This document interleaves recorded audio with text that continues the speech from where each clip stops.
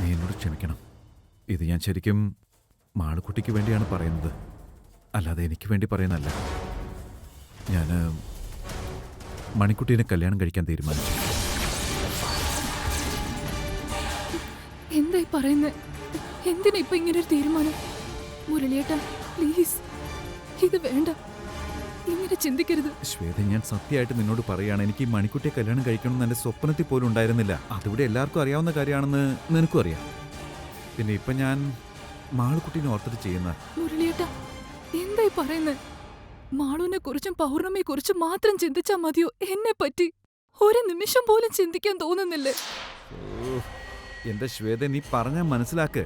നിന്നോട് പറഞ്ഞാൽ നിനക്ക് മനസ്സിലാവുമെന്ന് വിചാരിച്ചിട്ടല്ലേ ഞാൻ വന്ന് പറയുന്നേ. ഇല്ല മുരളിയേട്ടാ, മുരളിയേട്ടന് ഈ ജന്മം ഞാൻ ആർക്കും കൊടുക്കില്ല. മുരളിയേട്ടൻ ചിറ്റയുടെ തലയിൽ തൊട്ട് സത്യം ചെയ്ത് പറഞ്ഞതാ. ആ വാക്ക് മാറ്റാൻ പറ്റില്ല. മുരളിയേട്ടനില്ലാതെ എനിക്കൊരു ജീവിതമില്ല. ഞാൻ ചത്തുകളയും മുരളിയേട്ടാ. എന്താ? എനിക്ക് മനസ്സിലായില്ല. നീ എന്താ ആളെ കളിയാക്ക? ഞാൻ സമാധാനത്തോടെ ഓരോ കാര്യങ്ങൾ പറയുമ്പോൾ അതിന് പിടിവാശി പിടിക്കാന്ന് വെച്ചാ? ദേ നോക്ക്, നീ ഇതിന് സമ്മതിച്ചേ മതിയാകൂ. മാളൂട്ടിയുടെ കുഞ്ഞു മനസ്സ് ഈ വീട്ടിൽ കിടന്ന് വേദനിക്കുമ്പോ നീ ചുമ്മാ കിടന്ന് വാശി പിടിച്ചോണ്ടിരിക്കുക. ശ്വേത, ഞാനിത് തീരുമാനിച്ച കാര്യമാണ്. ഇതിനെപ്പറ്റി ഇനി കൂടുതൽ സംസാരിച്ചുകൊണ്ട് യാതൊരു മാറ്റം ഉണ്ടാവാൻ പോകുന്നില്ല. എന്റെ മാനസികാവസ്ഥയെ നീ മനസ്സിലാക്കണം. അല്ലാതെ വെറുതെ കുട്ടികളെ പോലെ കിടന്ന് വാശി പിടിക്കുകയല്ല വേണ്ടത്. ഇത് ഞാൻ മാളിന് വേണ്ടിയേ ചെയ്യുന്നേ. അത് ചെയ്തിരിക്കും. ഇനി ഈ തീരുമാനത്തിന് മാറ്റമില്ല. മുരളിയേട്ടാ, മുരളിയേട്ടാ, മുരളിയേട്ടാ, മുരളിയേട്ടാ.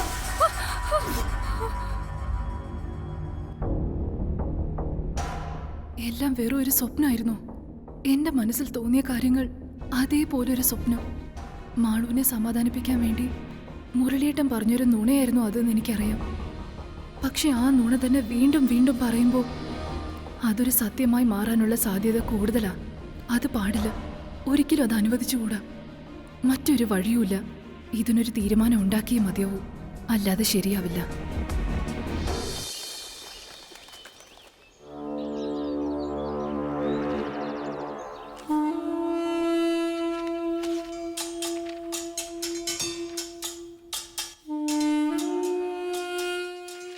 ശ്വേതേ, നീ എന്താ രാജാറാണി കളിക്കാൻ പോവാണോ?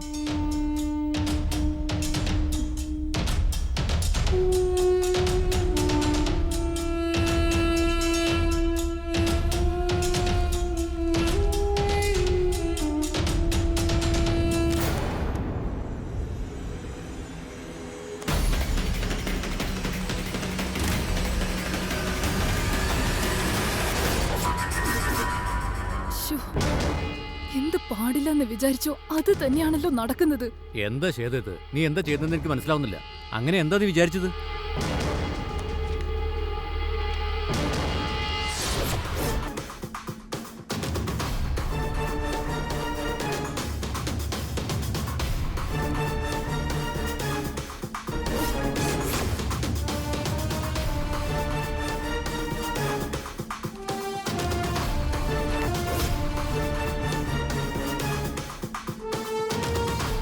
എന്താ ശ്വേതേ, എന്താ നീ ഇങ്ങനെ എഴുതിക്കൊണ്ടിരിക്കുന്നേ? മഹേഷ്, എന്താ സംഭവിച്ചെന്ന് നിനക്കറിയോ? ഇപ്പൊ മാളുക്കുട്ടിക്ക് അമ്മ വേണം. പൗർണമി ചേച്ചിയെ ഞാൻ കല്യാണം കഴിച്ചാ എന്റെ മോൾക്ക് സന്തോഷാവോ? അപ്പൊ മോള് ചിരിക്കുമല്ലോ.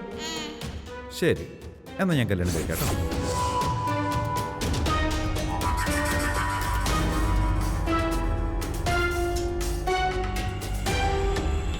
എല്ലാ പ്രശ്നങ്ങളും തീർന്നു എന്നാ ഞാൻ കരുതിയത്. ഇനി എന്റെ കല്യാണത്തിൽ ഒരു തടസ്സം ഉണ്ടാവില്ലെന്ന് ഞാൻ വിശ്വസിച്ചു. പക്ഷെ ഇപ്പൊ എനിക്ക് പ്രശ്നമായി വന്നു നിൽക്കുന്നത് ആ കുട്ടിച്ചാത്താനാണ്. എന്റെ അടുത്ത കാലൻ ആരായിരിക്കുന്ന ചീട്ട് എഴുതിയിട്ട് നോക്കിയതായിരുന്നു ഞാൻ വിചാരിച്ചതുപോലെ തന്നെ അവള് ആ മാളൂട്ടിയുടെ പേരാ കിട്ടിയത്.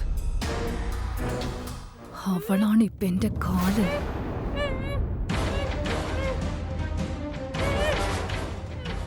എന്താ ആ മാളുവിന്റെ പേര് പറയുമ്പോഴൊക്കെ അമ്മായി അസ്വസ്ഥയാവുന്നുണ്ടല്ലോ. എന്താ സംഭവിക്കുന്നൊന്നും മനസ്സിലാവുന്നില്ല.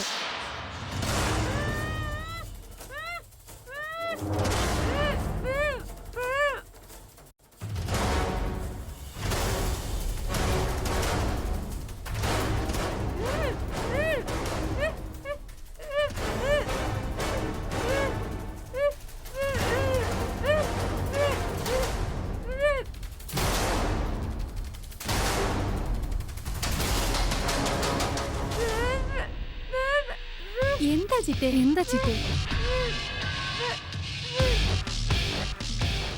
എന്താ നിങ്ങൾ എന്നെ കുറിച്ചാണല്ലോ പറയുന്നത്? ഇനി ആരെങ്കിലും വിളിച്ചായിരുന്നോ? അതെ, ഈ വീട്ടിലെ കാരണവത്തി നീയല്ലേ, അതാ വിളിച്ചേ. ഒന്ന് പോടി. ഓക്കേ.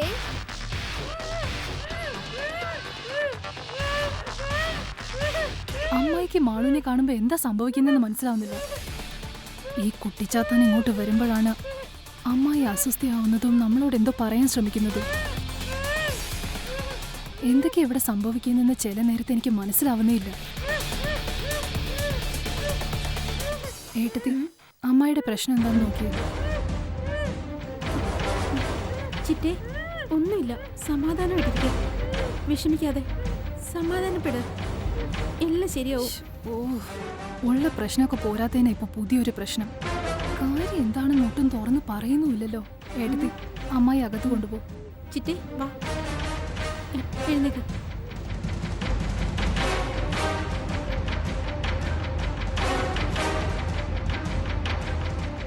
മഹേഷേ, മാളുവിന്റെ കാര്യത്തിൽ മുരളിയേട്ടൻ എന്തെങ്കിലും തീരുമാനം എടുക്കുകയാണെങ്കിൽ അത് നമുക്കെതിരെ ആവാൻ വളരെയധികം ചാൻസസ് ഉണ്ട്.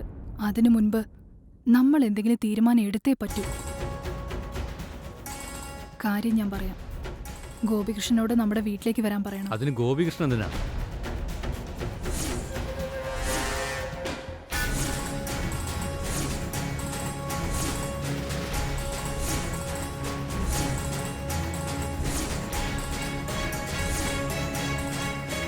മനസ്സിലായല്ലോ?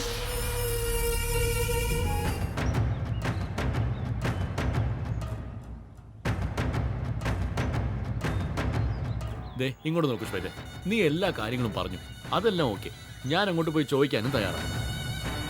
പക്ഷെ നമ്മൾ പ്രതീക്ഷിക്കുന്ന പോലെ അല്ലാതെ മുരളീകൃഷ്ണന് ദേഷ്യം വന്ന് സ്വത്ത് നിങ്ങൾക്ക് തരാൻ പോകുന്നില്ല എന്ന് എടുത്തു ചാടി ഒരു തീരുമാനം എടുത്താൽ അപ്പോ എന്ത് ചെയ്യും? മുരളീകൃഷ്ണന് ദേഷ്യം കൊണ്ട് കഴുത്തിന് പിടിച്ച് വെളിത്തള്ളിയാ പിന്നെ എങ്ങനെ തലയുയർത്തി നടക്കുമെന്ന് പറ. ഇതല്ലാതെ ഇനി നമ്മുടെ മുമ്പിൽ മറ്റൊരു മാർഗമില്ല. ഇത്രയും നാളും പാടുപെട്ടതൊക്കെ ഈ സ്വത്ത് കൈക്കലാക്കാൻ വേണ്ടിയാ. പക്ഷേ അതിനുവേണ്ടി നടത്തിയിട്ടുള്ള എല്ലാ ശ്രമങ്ങളും പാഴാവുന്നു എന്നൊരവസ്ഥ എപ്പോഴും ഉണ്ടായിരിക്കുന്നത്. ഇനി ആ സ്വത്ത് നമ്മൾ കൈക്കലാക്കണമെങ്കിൽ ആദ്യം ഞാനും മുരളിയേട്ടനും തമ്മിലുള്ള കല്യാണം നടക്കണം. അതോടെ നമുക്ക് ചുറ്റുമുള്ള എല്ലാ പ്രശ്നങ്ങളും അകന്നു പോവുകയും ചെയ്യും.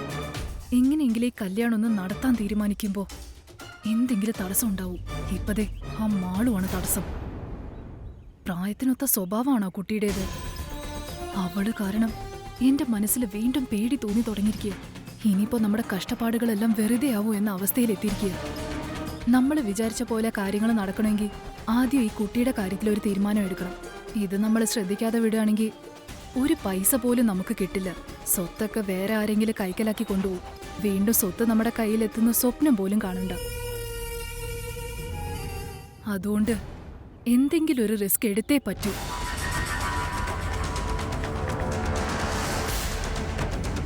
നീ പറയുന്നത് ശരിയാണെന്നാണ് ചേത എനിക്കും തോന്നുന്നു. ആ മാളുവിനത്രയ്ക്ക് ചെറിയ കുട്ടിയായിട്ട് നമ്മൾ കാണാൻ പാടില്ല. ഒത്തിരി വലിയ വലിയ രഹസ്യങ്ങൾ അവളുടെ മനസ്സിലുണ്ട്. അവള് തുടങ്ങുന്നതിന് മുൻപ് നമ്മൾ അവളെ തീർക്കണം. കാര്യത്തിന്റെ ഗൗരവം എന്താണെന്ന് എനിക്ക് മനസ്സിലായി. വേറെ വഴിയൊന്നുമില്ല. ഇനി നീ പറഞ്ഞ പോലെ ചെയ്യാം. ഞാൻ ഉറപ്പായിട്ടും വീട്ടിൽ വന്ന് മുരളീകൃഷ്ണനെ കാണാം. സ്വത്ത് ഭാഗം വയ്ക്കാനും പറയാം. അത് കഴിഞ്ഞാൽ മുരളീകൃഷ്ണൻ എന്ത് തീരുമാനം എടുക്കുമെന്ന് നമുക്ക് കാണാമല്ലോ.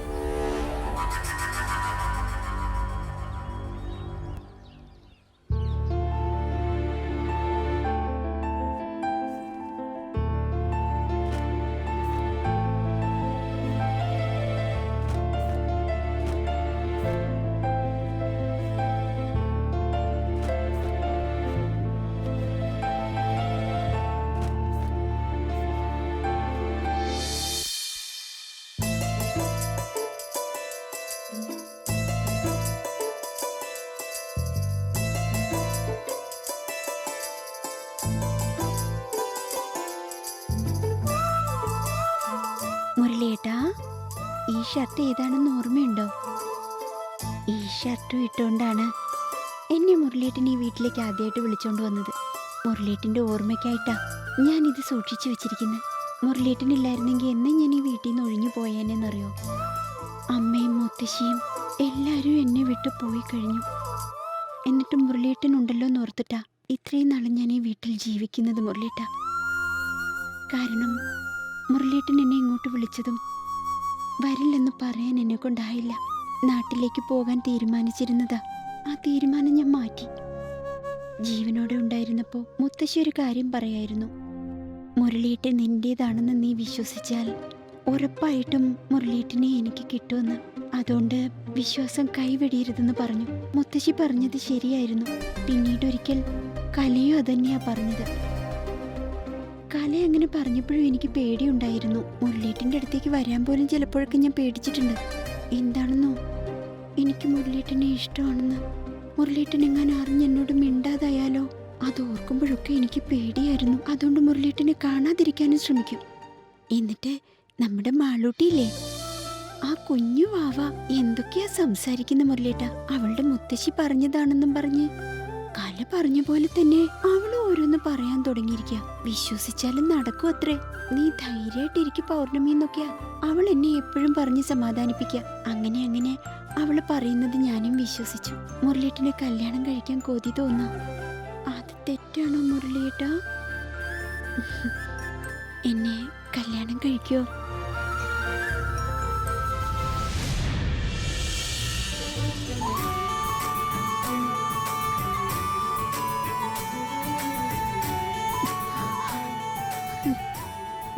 മുരളിയേട്ട, നീ ഒരു മന്ദബുദ്ധിയല്ലേ? എന്ത് ചോദ്യം നീ ചോദിക്കുന്നേ? നിന്നോട് ഇഷ്ടമില്ലാതെ മാളുവിനോട് ഞാൻ നിന്നെ കല്യാണം കഴിക്കുമെന്ന് പറയോ? മുരളിയേട്ട, നീ ഒരു മന്ദബുദ്ധിയല്ലേ? എന്ത് ചോദ്യം നീ ചോദിക്കുന്നേ? നിന്നോട് ഇഷ്ടമില്ലാതെ മാളുവിനോട് ഞാൻ നിന്നെ കല്യാണം കഴിക്കുമെന്ന് പറയോ? നിന്നെ എനിക്ക് ഒരുപാട് ഇഷ്ടം. മുരളിയേട്ടൻ നിന്നെ കല്യാണം കഴിക്കാൻ റെഡിയാണ്. എന്റെ മണിക്കുട്ടി റെഡിയാണ്.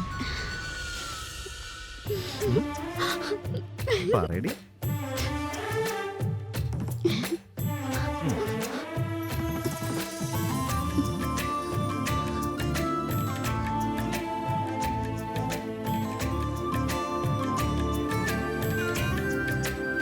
നിന്റെ മുരളിയേട്ടനെ നിനക്ക്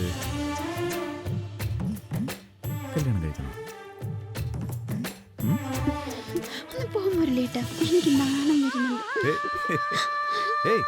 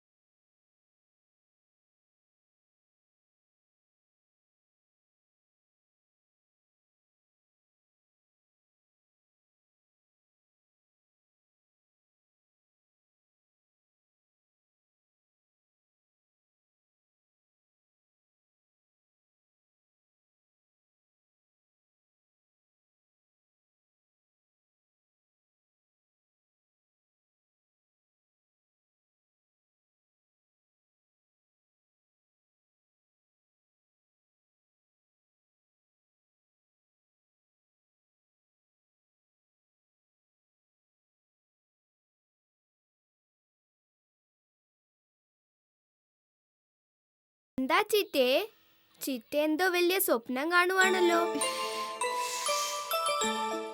അല്ലെങ്കിൽ പിന്നെ എന്നെ മുരളിയേട്ടെന്ന് വിളിക്കോ? പോ മാളൂട്ടി. അയ്യേടാ, നാണിക്കുമ്പോ പൗർണമി ചിറ്റയെ കാണാൻ എന്തൊരു ഭംഗിയാന്നറിയോ? ഇന്ന് കാലത്ത് തൊട്ട് ഞാൻ ഒത്തിരി സന്തോഷത്തിലാ മാളു. പൗർണമി സന്തോഷിച്ചു കാണാനാ എനിക്കിഷ്ടം. അപ്പോഴാ എനിക്കും സന്തോഷാവുക. ഈ സന്തോഷം എന്നും ഇതുപോലെ എൻ്റെ കൂടെ ഉണ്ടാവോ? അതോർക്കുമ്പോഴാ പേടിയാവുന്നു. ചിറ്റ എന്തിനാ വെറുതെ പേടിക്കുന്നത്? അച്ഛനും പൗർണമിയുടെ കാര്യത്തില് സമ്മതം മൂളില്ലേ? അന്ന് ദൈവം കൂടി പൗർണമിയുടെ പേര് കാണിച്ചില്ലേ? ഇത്രയൊക്കെ ആയിട്ടും പൗർണമി ഇങ്ങനെ പേടിച്ചോണ്ടിരുന്നാൽ എങ്ങനെയാ? പൗർണമി ഇങ്ങനെയൊന്നും ചെയ്യാണ്ടിരിക്കുന്നത് മാളുവിന് ഇഷ്ടല്ല. ധൈര്യായിട്ട് ഇരിക്കണം, എന്നാലേ മാളൂട്ടിക്ക് ഇഷ്ടാവൂ. ഓക്കെ അല്ലേ? എന്നാ അങ്ങനെ ആയിക്കോട്ടെ. എന്നാ എന്റെ കൂടെ വാ. ഉം.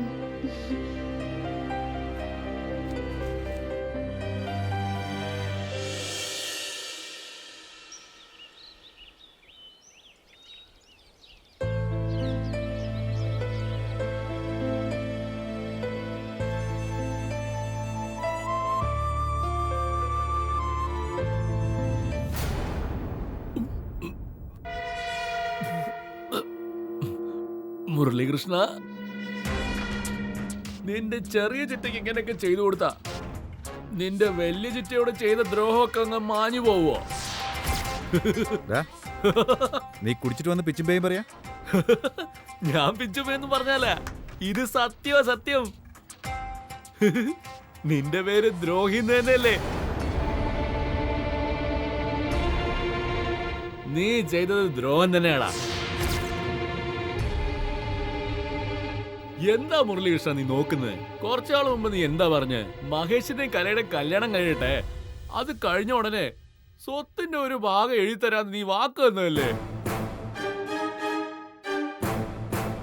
അത് വിശ്വസിച്ചിട്ടാ നിന്റെ അനിയന് ഞങ്ങളുടെ കലയെ കല്യാണം കഴിച്ചു കൊടുത്തത്.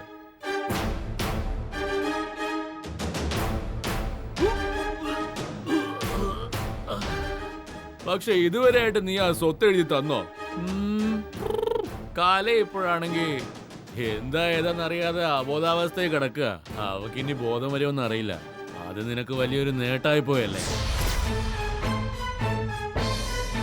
നീ നിന്റെ കല്യാണം പെട്ടെന്ന് തന്നെ നടത്തി എല്ലാവർക്കും സ്വത്ത് ഭാഗം വെച്ച് കൊടുക്കുമെന്ന് ഞങ്ങൾ കരുതി.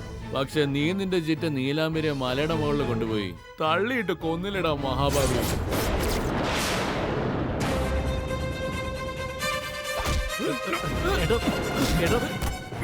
കേട്ടവനെ വിട്ടേക്ക്. വെള്ളത്തിലാ, അവനെ ഒന്നും ചെയ്യണ്ട ഏട്ടാ. പറയുന്ന കേൾക്കേട്ടാ. ഒന്ന് പറയാ നീ. ഒരു വിധത്തിൽ അവൻ പറഞ്ഞില്ലെന്നാ തെറ്റ്.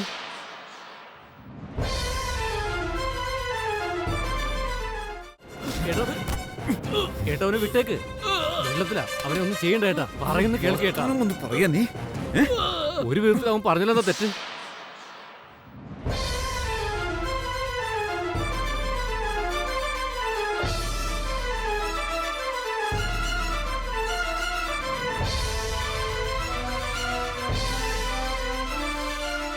മഹേഷേ, നീ എന്താ ഇങ്ങനെ പറയുന്നേ? ഗോപികൃഷ്ണൻ പറഞ്ഞതിൽ കാര്യമുണ്ടെന്ന് തന്നെ എനിക്കും തോന്നുന്നു. നിങ്ങളുടെ കല്യാണം നടക്കുമെന്ന് എല്ലാവരും പറയുന്നതല്ലാതെ ഇതുവരെ ഒന്നും നടന്ന് കണ്ടില്ലല്ലോ. അതെന്താ തട്ടിമുട്ടി നീങ്ങുന്നേ ഉള്ളൂ. അവസാനം ഒന്നും കിട്ടാതെ നാണക്കേട് മാത്രം മിച്ചം. എന്താടാ നീ പിന്നെ പിന്നെ അങ്ങനെ തന്നെ പറഞ്ഞോണ്ടിരിക്കുന്നേ? വേറെന്താ ഞാൻ പറയേണ്ടത്? ഏട്ടൻ തന്നെ പറയേ. ഇത് വെറുതെ ആടിനെ പ്ലാവിലെ കാണിച്ച് മയക്കുന്ന പണിയാണെന്ന് എനിക്ക് തോന്നുന്നു. ഈ കാണുന്ന സകല സ്വത്തും കണ്ണിൽ കണ്ട് രസിക്കാന്ന് മാത്രമേ ഉള്ളൂ.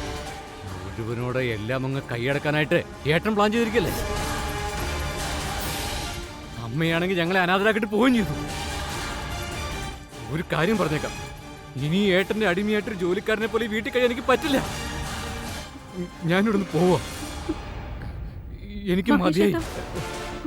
എന്തിനാ കരയുന്നേ? നമ്മൾ വിചാരിച്ച പോലെ നടക്കാൻ പോകുന്നില്ല. ഇനി ഇവിടെ നിന്നാ ഏട്ടൻ നമ്മളെ പൊന്നുപോലെ നോക്കും, സ്വത്തുകളൊക്കെ ഭാഗം വെച്ചിരുന്നൊക്കെ നിങ്ങൾ വിശ്വസിക്കുന്നുണ്ടോ? ഇയാളെ വിശ്വസിക്കുന്നത് മാനത്ത് ചന്ദ്രനെ കണ്ട് മോഹിക്കുന്ന പോലെയാ. പിച്ചച്ചട്ടി എടുക്കേണ്ടി വരും. തെരുവിലിറങ്ങി പിച്ചെടുത്ത് ജീവിതം മുന്നോട്ട് നയിക്കാനേ പറ്റുള്ളൂ നമുക്ക്.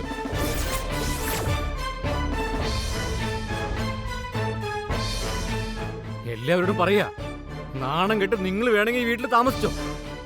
എനിക്ക് ആത്മാഭിമാനമുണ്ട്. ഞാനിവിടുന്ന് പോവാ. നാണം കെട്ടി നീ ഇവിടെ കഴിയാൻ എന്നെ കിട്ടിയെന്ന് വരില്ല. കൂലിവേല ചെയ്ത് ഞാൻ ജീവിക്കും. എന്നാൽ ഇതെനിക്ക് വയ്യ. ഇതിലും ഭേദം അത് തന്നെയാ. അതെ ചേട്ടാ, മഹേഷ് ചേട്ടൻ പറഞ്ഞാണ് ശരിയെന്ന് എനിക്കും തോന്നുന്നു. ചേട്ടൻ എത്രയും പെട്ടെന്ന് സ്വത്ത് വീതം വെക്കുമെന്നും എന്റെ ഭർത്താവിനൊരു ക്ലിനിക്ക് ഇട്ട് കൊടുക്കുമെന്ന് ഞാൻ വിചാരിച്ചു. പക്ഷേ അതൊന്നും നടക്കാൻ പോകുന്നില്ലെന്ന് എനിക്കിപ്പോ മനസ്സിലായി. എനിക്ക് എന്റെ അമ്മയെ നഷ്ടപ്പെട്ടപ്പോ എനിക്കില്ലാതായത് എന്റെ പ്രതീക്ഷകളും കൂടെയാണ്. ഞങ്ങൾ ഈ വീട്ടിൽ നിന്ന് പോവാണ് ചേട്ടാ.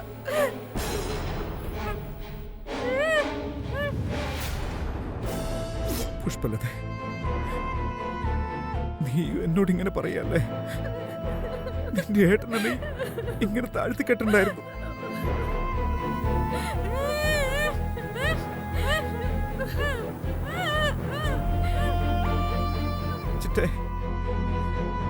ചിറ്റ എന്താ പറയുന്നത്? ചിറ്റയ്ക്ക് എന്താ പറയാനുള്ളത് ഞാൻ പറഞ്ഞു തരാം. റാണി ചിറ്റയ്ക്ക് സംസാരം നഷ്ടപ്പെട്ട അവസാന നിമിഷം വരെയും ചിറ്റ എന്താണോ പറഞ്ഞുകൊണ്ടിരുന്നത് അത് തന്നെയാണ് ചിറ്റ ഇപ്പോഴും പറയുന്നതെന്ന് എനിക്ക് നല്ലതുപോലെ അറിയാം. ചിറ്റ ഈ വീട്ടില് കൈ നീട്ടി നിൽക്കുന്നതിനേക്കാൾ നല്ലത് അമ്പലനടയിൽ പോയി ഭിക്ഷ എടുത്ത് ജീവിക്കുന്നതാ ഇതിലും ഭേദമെന്ന് പറഞ്ഞിട്ടുണ്ട്.